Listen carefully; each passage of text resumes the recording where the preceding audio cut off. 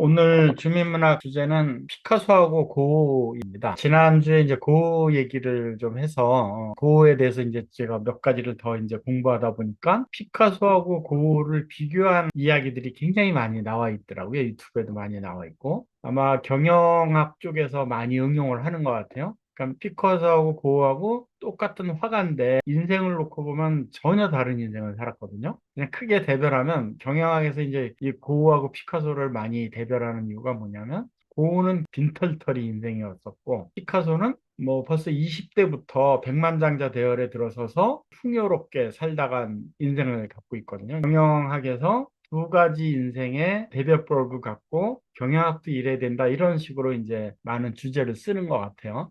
근데 제가 오늘 여러분들하고 이제 피카소 고흐를 대별하는 거는 어떤 경영에서 얘기하는 이들이 빈털터리였느냐, 백만장자였느냐, 뭐 이 구분법을 떠나서 이 두 사람의 인생 자체를 놓고 비교를 해서 과연 나의 인생은 어떻게 내가 경영을 할 것이냐 여기에서 좀 묻거든요. 부자로 살았다, 빈털터리로 살았다 이 비교법보다는. 일단 피카소하고 고흐는 산 자체부터가 그 장수를 했느냐 단명을 했느냐가 차이가 나요. 피카소는 91세 1881년도에 태어나서 91세를 살았거든요. 태어날 때가 그렇게 세계 평균 연령이 그리 높지 않았을 때예요. 한 60대 중반이었을 때인데 91세까지 살았으면 굉장히 장수를 한 거죠. 고흐는 거기에 훨씬 못 미치는 37세에 살았습니다. 물론 본인이 권총 자살을 해서 본인 스스로 이제 목숨을 끊은 거지만. 근데 이 피카소하고 고흐를 이제 대별을 하면 피카소는 인간 자석이라는 별명이 있어요. 사람들을 막 끌어모으는 능력이 있다는 인간 자석이라는 별명이 있는데 근데 이 피카소는 뭐 그렇게 사람들한테 인기가 있을 만한 외모는 아니에요. 못생겼다 잘생겼다 떠나서 그냥 평범한 사람이고 오히려 키가 160cm뿐이 안 돼요. 스페인에서 태어나서 이제 프랑스에서 활동하다가 이제 프랑스에서 죽었는데, 그러니까 이 유럽 사람 키로 봐서는 작은 키죠. 외모로 이렇게 사람을 끌어들일 만한 매력이 있는 사람이라고는 할 수 없죠. 근데 이제 성품이 밝고 사람 사귀길 좋아하고 사회성이 좀 풍부하고 뭐 이런 게 이제 밑바탕이 있었던 것 같아요. 그다음에 이제 자기를 피하라는 능력이 굉장히 강했었던 것 같아요. 사는 내내. 그러니까 벌써 20대 때부터 백만장자 대열에 들어섰거든요. 이 백만장자 대열에 들어선 것도 뭐 다른 사업을 한 것도 아니고 복권에 맞은 것도 아니고 그림 그리는 화가로서 20대에 벌써 백만장자가 됐거든요. 근데 이 피카소의 그 인간 자석이라는 별명이 붙게 된 그 에피소드를 하나 제가 이제 높이 사는 부분이 뭐냐면 자기가 무명 작가 시절에 역시 피카소도 모든 화가들이 겪는 무명 작가 시절을 겪습니다. 찢어지가 배가 고픈 그 무명 작가 시절에 한 행위 중에 하나가 굉장히 인상적인데 다른 사람을 뭐 돈을 주고 시켰는지 부탁을 해서 했는지 모르겠지만 다른 사람을 시켜서 스페인에 있는 도서관에다 전화를 하는 거예요. 혹시 피카소 그림 소장하고 있느냐? 내가 피카소 그림을 보러 가고 싶은데 미술관에는 없고 혹시 도서관에 걸려 있을까 싶어서 피카소 그림 있느냐라고 이제 전화를 걸게 만드는 거예요. 근데 뭐 도서관에서 무명 화가 피카소 이름을 알 리가 없고. 근데 그런 작업을 왜 했냐면 이 도서관에 이제 계속 그런 전화를 하다 보니까 도서관에서들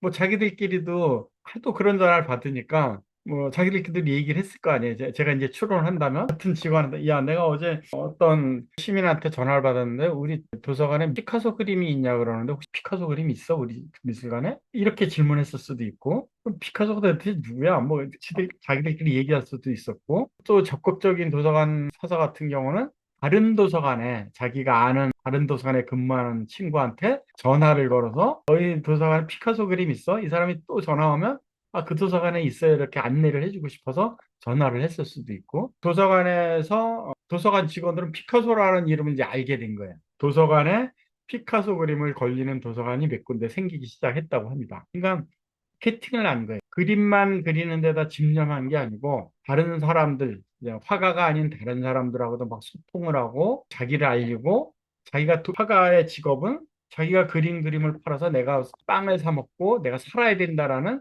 그 경영 원리도 꼼꼼하게 알고 있는 거죠. 근데 반면 고흐는 그냥 무작정 그림만 그렸잖아요.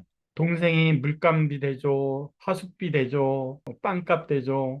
그냥 동생하고만 소통한 거죠. 그다음에 자기가 그린 그림이 결국은 나의 화가라는 직업은 내가 그린 그림을 팔아서 내가 빵을 사고 하숙비도 내고 내가 인생경영을 해야 된다라는 그걸 모르고 있었던 거죠. 아마 대부분의 화가가 그걸 모르고 그림만 그리지 않나 싶기도 해요. 이건 비단 화가뿐만 아니고 뭐 소설가가 됐든 뭐 간판을 그리는 사람이 됐건 외판원이 됐건 내가 지금 하는 일이 이 일로 내가 빵을 사고 내 생계를 유지해야 된다라는 것으로 그 등식을 성립했다면 피카소처럼 아이디어도 나오고 자기 부류가 아닌 사람, 자기가 싫어하는 사람하고도 소통할 줄 알고 자기를 피할하려고 하는 노력도 하고 아마 그렇게 적극적으로 살았겠죠.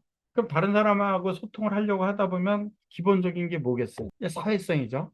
사회성에서 사회성을 발휘하려면 명랑함이죠. 소통해야 되고 만나기 싫은 사람도 만나야 되고 같이 있기 싫어하는 사람하고도 같이 식사도 해야 되고 그러니까 인간 자석이라는 이제 별명이 붙은 거죠. 그러니까 대부분 가난하게 살 것이다라는 화가 직업을 택했음에도 불구하고 벌써 20대 때부터 백만장자에 들어섰거든요. 직장 다녀서 20대 백만장자 들어설 수 있어요? 사업을 해서 20대 백만장자 들어설 확률이 얼마나 크겠어요? 아주 미미하겠죠. 지극히 무명 생활이 길다라는 화가의 길을 들어섰음에도 불구하고 벌써 20대에 백만장자에 들어섰다는 것은 자기 작품을 할 수 있는 능력, 그리는 능력도 그리는 능력이지만 할 수 있는 능력까지 가지고 있었다는 얘기가. 이게 이제 두 사람의 가장 큰 대별적인 거로 경향에서 이제 많이 표본을 삼더라고요. 경향에서 이 두 사람을 비교하면서 또 무슨 이야기를 하냐면 인연에 대해서 이야기를 많이 해요. 어리석은 사람은 인연을 만나도 인연인 줄 알지 못하고 보통 사람은 인연인 줄을 알아도 그것을 제대로 살려내지 못하고 현명한 사람은 소매끝만 스친 인연도 그것을 살릴 줄 안다. 이렇게 이제 얘기를 하는데 그 입장에서 이 대목이 굉장히 절실하게 대입이 된다고 생각합니다. 그거는 본인이 사회성이 좀 떨어지고 본인이 본인을 피할 수 있는 그런 능력 떨어지고 사람과 소통하는 능력이 떨어졌어도 절호의 기회가 몇 번 왔었거든요. 프랑스 파리에서 인상파 화가들을 만나면서 그림이 굉장히 밝아졌어요. 그래서 우리가 지금 그 그림을 보면 노란색, 초록색, 빛나는 별 이걸 연상하잖아요. 근데 초기의 작품 보면 굉장히 어두워요. 근데 인상파 화가들과 교류하면서 그림이 밝아졌고 지금의 이제 그 그림 이미지가 정착된 건데 아마 그들하고의 교류를 꾸준히 계속했다면 파리에서 아마 고우의 인생이 좀 달라지진 않았을까? 왜냐? 그 인상파 화가들이 굉장한 인연이었거든요. 자기 그림 화풍까지도 확 바꿔놓을 정도로. 근데 그 사람들하고 같이 어울리지 않고 혼자 그냥 남부 시골 도시에 내려갔거든요. 그러니까 아마 인연을 만나도 인연인 줄 모르고 그것을 놓쳐버린 거죠. 또 결정적인 건 뭐냐면 고우는 죽는 그날까지 작품 딱 한 점뿐이 못 팔았어요. 그리고 고우가 죽고 나서도 고우라는 화가가 있는지조차도 모르는 게 세상 사람들이에요. 그냥 몰랐어요. 무명 화가로 지내다 죽었거든요. 근데 이 고우를 살려낸 사람이 누구냐? 고우가 남긴 작품이었고 내가 이걸 갖고 생계를 해야 되겠다라고 해서 그 작품을 알기 시작한 그 동생의 부인, 요한나가 있었거든요. 근데 이 요한나가 동생하고 결혼했으니까 그하고 인연이 된 거 아니에요. 자기 재수니까. 그러니까 재수가 자기 조카를 낳았을 때 조카를 기념해서 그림까지 그려줘요. 그러니까 재수 씨하고 보통 인연이 아닌 거죠. 근데 이 제수 씨가 그림을 잘 파는 사람들에게 그 그림을 아주 각인시키는 마케팅의 귀재였었거든요. 근데 그 인연을 만나고도 아주 가깝게 만난 거 아니에요, 제수면은. 그럼에도 불구하고 알아채지 못하고 자기 인생을 비관을 하고 자기 주변을 탓하다가 권총으로 자살을 해서 생을 마감을 했고 얼마나 안타까워요. 지금은 뭐 피카소 그림을 능가하는 그림값을 갖고 있거든요. 똑같은 화가인데 어떻게 사회생활을 했느냐에 따라서 천양지차. 저는 백만장자로 뭐 억만장자라 그래요. 억만장자로 산 피카소와 빈털터리로 산 고우. 이 경제적인 문제가 아니고 삶의 방식. 한 번 태어난 인생인데 태어난 인생이 얼마나 크다는 것을 알고 살아간 피카소하고 얼마나 값진지조차 모르고 산 고흐하고 이걸 좀 대별을 하고 싶습니다. 우리는 많은 사건, 사고를 접하고 살게 돼 있어요. 그 사건, 사고를 우리 사회 전체가 겪기도 하고 나만 겪기도 하고 모든 인생에는 우여곡절이 있습니다. 깊은 계곡도 있고 행복스러운 순간도 있고 근데 내가 맞은 이 인생을 값지다라는 것을 느끼게 수 있는 것은 내가 갖고 있는 장점부터 알아나가는 작업부터 해야 될 것 같아요. 내가 갖고 있지 않은 것을 부러워하는 것보다 내가 이미 갖고 있는 것. 예를 들어서 우리는 지금 다 건강하잖아요. 걸어 다닐 수 있잖아요. 누군가는 매일매일 운동을 하고 싶고 매일매일 산책을 하고 싶은데 두 발이 없어서 실행을 못하는 사람도 있거든요. 근데 우리는 갖고 있잖아요. 건강한 발을 갖고 있잖아요. 그러니까 내가 갖고 있는 것부터 한번 손 꼽아 보고 내가 갖고 있는 게 얼마나 감사한 건지를 알아간다면 아마 주변 사람들에 대한 감사함도 있고 내가 좀 더 사회성이 좀 생기지 않을까 싶어요. 가장 행복한 사람들의 공통점을 뽑은 연구 결과가 있어요. 이것은 이제 로버트 월딩거라는 하버드 교수가 연구한 건데 하버드 대생 한 700여 명을 추적 조사를 한 거예요.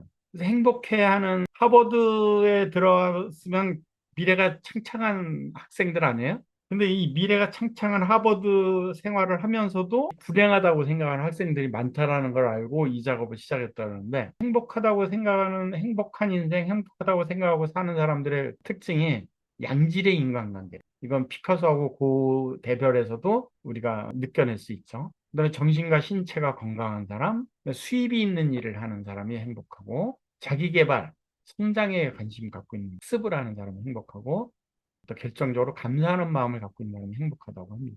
근데 우리는 양질의 인간관계를 가져야 돼요. 근데 이제 양질이 아닌 저질의 인간관계를 가질 수도 있죠. 피카소의 인생에서 우리가 반면교사로 배울 수 있는 건 뭐냐면 내가 싫어하는 사람과도 내 점을 팔아서 내가 생계를 유지해야 되는 나의 직업은 화가라는 것을 확실하게 인식을 한다면 싫어하는 사람하고도 소통하고 사회성을 보였다는 얘기죠. 그럼 우리는 일반 가정주부하고 좀 다른 비즈니스를 하는 입장이잖아요. 그러면 일반 가정생활만 하는 가족만 대상으로 하는 주부보다는 굉장히 많은 사건, 사고, 많은 사람들을 부딪히게 돼 있습니다. 근데 그 모든 사람들을 내가 호불호를 따져서 만나고 안 만나고를 따진다면 아마 반고우가 되지 않을까. 근데 내가 피카소가 되려면 물론 모든 사람하고 좋게 지낼 수는 없죠. 그래서 제가 생각하기에는 가장 행복한 방법, 뉴스킨 사업하면서 가장 행복한 방법은 사람을 그룹으로 나누는 거예요. 내가 적극적으로 만나야 되는 사람 그룹, 소식만 알아야 되는 그룹, 아니면 그냥 보면 그냥 누진사 정도만 하는 그런 약한 관계. 근데 그런 좋아하지 않는 사람들과도 사회적인 유대감을 가져야 되는 이유는 뭐냐면 사회를 읽을 수 있는 능력은 사람으로부터 왔어. 아마 피카소는 그걸 잘 활용을 한 것 같아. 어떤 류의 그림을 사람 부자들이 좋아하는지, 서민들은 어떤 류의 그림을 좋아하는지, 기업가들은 어떤 류의 그림을 좋아하는지 그들과 소통하면서 아마 빠르게 캐치를 해서 20대 이미 백만장자에 들어서는 게 아닌가 하는 게 저의 연구 결과입니다. 그래서 우리가 뉴스킨 하는 우리들은 나하고 안 맞는 사람이라고 해서 안 만날 필요는 없어요. 그들하고 그들이 나한테 많은 영향을 주지 못하지만 그들을 통해서 내가 사회를 읽어낼 수 있잖아요. 그들을 통해서 일반 사람들이 관심사를 내가 읽어낼 수 있고 그들을 통해서 그 사람은 양질이 아니지만 그 사람을 통해서 누군가 또 다른 양질의 사람을 만날 수 있는 기회를 그 사람이 또 가져다 줄 수도 있고 우리가 사회성을 발휘를 해야 되고 피카소처럼 항상 자기를 피할할 수 있는 능동적인 명랑함을 갖고 있다면 모든 사람하고 친하게 지내야겠다라는 그런 욕심을 버리고 내가 갖고 있는 장점을 더 내가 감사할 줄 알고 그 사람의 나의 관계성을 어느 정도 뭐 A등급으로 할 거냐 B등급으로 할 거냐, C등급으로 할 거냐, 이걸 구분할 수 있는 개념만 좀 갖고 사회성을 한다면 아마 뉴스킨 사업도 행복한 사업이 되지 않을까 하는 것이 제가 피카소하고 고를 공부하면서 느낀 결론입니다. 이 마음을 여러분들하고 공유하고 싶어서 오늘 피카소하고 고를 대별하는 인문학 주제로 삼았습니다. 감사합니다. 경청해 주셔서.